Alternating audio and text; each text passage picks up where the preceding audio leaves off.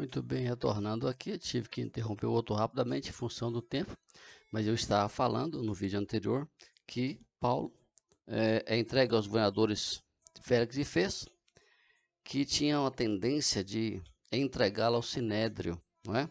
E planejava a morte de Paulo.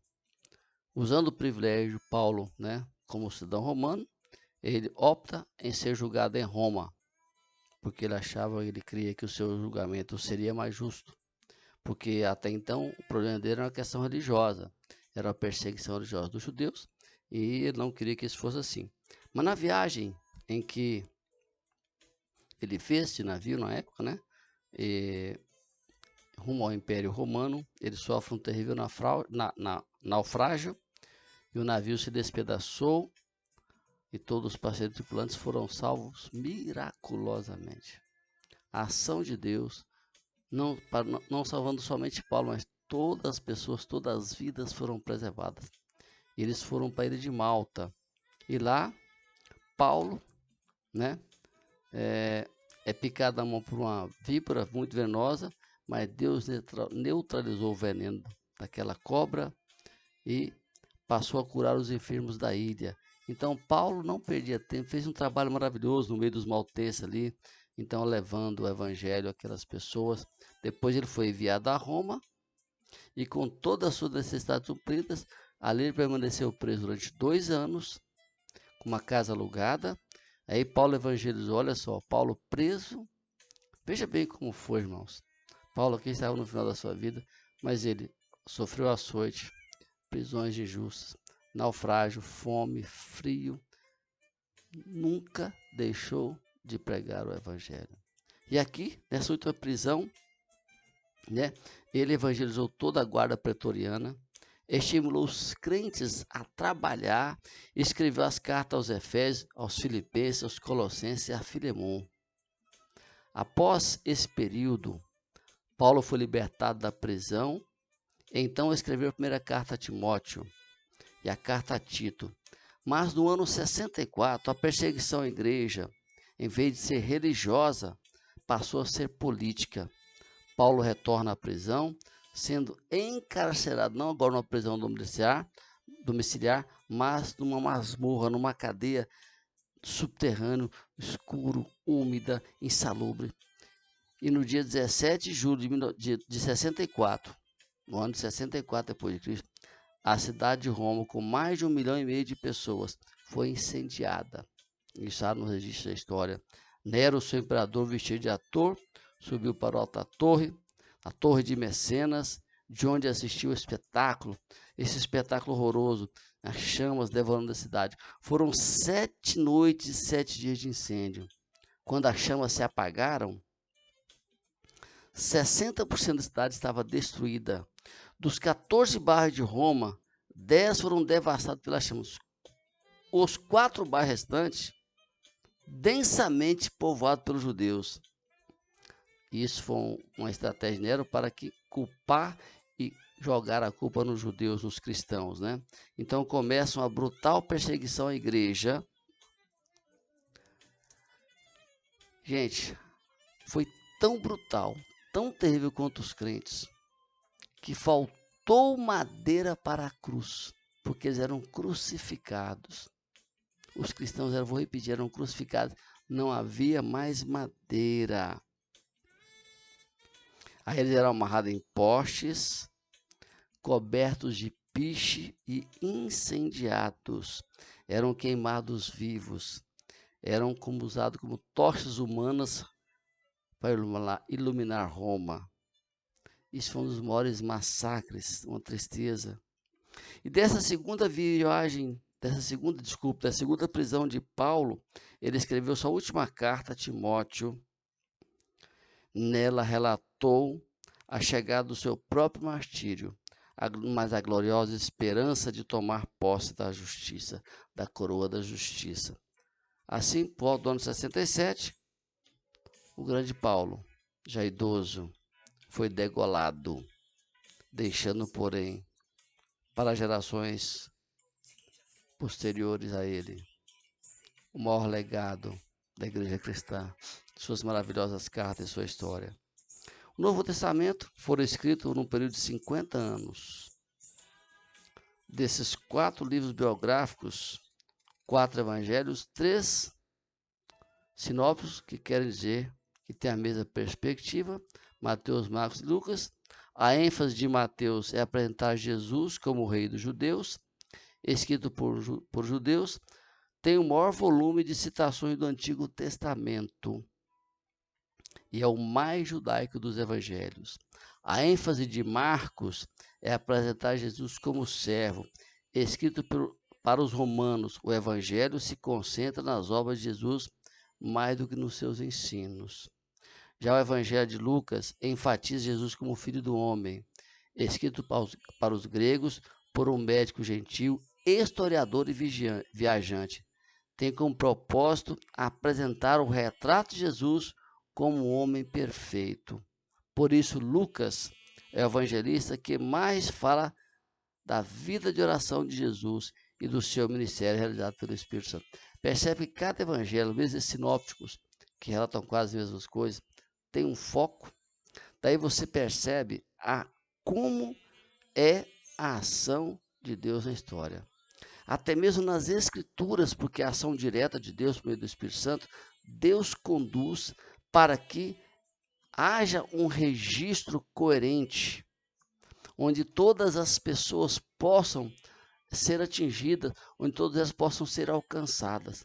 Então, vou repetir: Mateus é o evangelho que dá ênfase a apresentar Jesus como o rei dos judeus, Marcos, Jesus como servo, e Lucas como filho do homem. Então, Mateus fala mais judeus, Marcos aos romanos, Lucas fala aos gregos. Ou seja, de forma que ele pôde alcançar esse grupo de pessoas, essas etnias, dentro da sua cultura, a forma de pensar. Então a Bíblia é grandiosa, ela vai aonde precisa ir, atingir aquilo que precisa atingir, porque Deus age na história. Esse tem sido o foco desses estudos.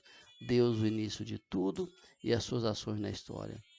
E é sempre assim. Então, o quarto evangelho, o evangelho de João, né? Ele, no final do primeiro século, para refutar o gnostismo, certo? E dessa heresia que negava a divindade de Jesus. Então ele aborda o evangelho de João, o evangelho que mostra Jesus como Filho de Deus. É o evangelho mais cristocêntrico. Então João selecionou os milagres, 7 milagres operados por Jesus, e na sua declaração, eu sou, provando que ele mesmo tem todos os atributos de Deus e realiza as mesmas obras que Deus. Então, o evangelho de João teve esse foco. Olha a coisa maravilhosa. Ou seja, os 4 evangelhos se completam e abordam toda a história, todas as ações de Deus por meio de Jesus, enquanto ele se tornou homem, porque Jesus foi 100% homem, 100% Deus. Então, como homem, ele sentiu tudo que nós podemos sentir, né? As nossas dores, sentiu fome, frio, sede, ficou decepcionado. Mas como Deus, ele suportou todas as coisas, porque somente uma pessoa como Deus poderia morrer na cruz, derramar o seu sangue para perdoar os nossos pecados. Então, amados irmãos, nós entendemos aqui, então demos o Novo Testamento, esses 4 evangelhos, mas temos também um livro histórico, que é o livro de Atos, que narra os fatos relacionados à igreja primitiva, desde o seu nascimento até a sua expansão à cidade de Roma. Olha a coisa interessante, coisa maravilhosa, né? Como é que Deus age dessa forma tão grandiosa. Então nós temos aí, narrando essa narrativa da igreja, quando nós começamos a conhecer a igreja, 3 igrejas lideravam o avanço em Jerusalém, Antioquia e Éfeso. Essas eram as igrejas mais importantes desse período. Foram onde essa igreja que deu sustentáculo às outras, de onde surgiram os missionários que começaram a trabalhar. 4 províncias do Império Romano foram alcançados. Quais eram? De grande importância estratégica geográfica: Galácia, Macedônia, Acaia e Ásia Menor. O livro de Atos não tem conclusão, pois narra a história da igreja. E a história da igreja não acabou com o livro de Atos, ela continuou até hoje. É por isso que é o nosso tema, a ação de Deus na história. Vamos chegar até os nossos dias, como Deus tem agido. Também temos as cartas de Paulo, aquele que mais escreveu o livro do Novo Testamento, né? Então tem, Roma, Galácia, Éfeso, Filipos, Colossenses, Tessalonicenses e as suas cartas pessoais, Timóteo, Tito, Filemon e outras sim, né? Temos enviado judeus, sendo por causa da perseguição. Tivemos outras cartas como Hebreus, de autor desconhecido. Muitos creem que é Paulo, mas ninguém pode afirmar. E tem umas cartas como foram escritas, temos cartas gerais, que é Tiago, Pedro, João e Judas. E finalmente o livro escatológico, que é Apocalipse, que narra a vitória triunfal de Jesus e da sua igreja. Escrito pelo apóstolo João, na ilha de Patmos, no ano de 96. Daí os irmãos vão perceber como Deus tem agido, como Deus criou e preservou a igreja. E como Deus, na sua palavra, que eu sempre digo e gosto de mostrar, inclusive, na Bíblia, este manual grandioso e maravilhoso. É por isso que a gente estuda esse livro, porque ele é grandioso e todo esse livro que nós citamos aqui tem os relatos de Deus. Nós temos a história do povo de Deus, como falamos nos 6 primeiros vídeos, né? Falando sobre a história de Deus no período do Antigo Testamento e agora entrando já no período da igreja, onde a criação do Novo Testamento, nós já acabamos de citar aqui. Então nós entendemos como Deus tem agido, como Deus tem sido grandioso. E é importante que você separe tempo para ler a Bíblia. Eu hoje vou parar aqui, porque eu quero falar na próxima semana um pouco mais sobre as perseguições especificamente.